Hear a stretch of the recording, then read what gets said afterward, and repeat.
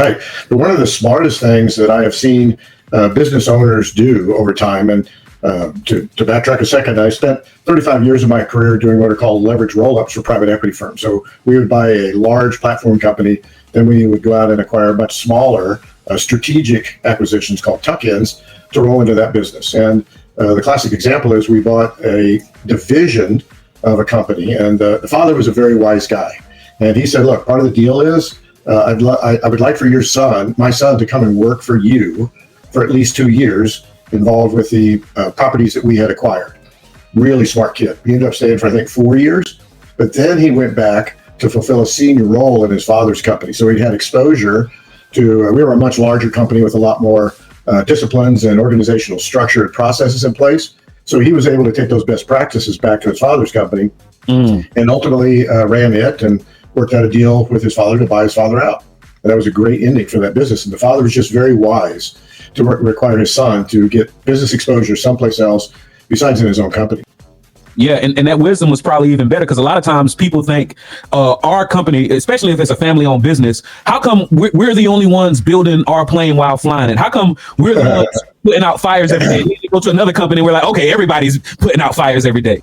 Yeah, you are, again, spot on. So there's two situations we see. You mentioned it earlier. The statistics are, I think, it came out, I've seen it written in Forbes magazine, and I think Pepperdine University has done some research in their business school that says something like 70 to 80% of companies that try to sell never sell. And there are a few reasons for that. And I used to teach a course for the Small Business Administration at a local university, really focused on small companies, entrepreneurial companies, and startups. And one of the things that I really tried to drive home was if you start a company, you need an exit strategy in mind when you start the company.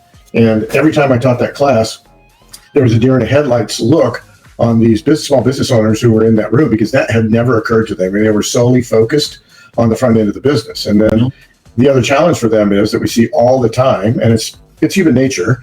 They start and run a company if it's successful and financially doing well. They're focused on running the company for income or annual profit distributions and usually legal income tax avoidance. But they don't think about running their company from the standpoint of creating business value for the future for whatever kind of exit they're going to have. So they spend at least 95% of their time working in their business. And if they're lucky, they spend 5% of it working on the business to grow it and develop it to create true business value. There's some real differences in the strategy of managing a company for one reason versus the other.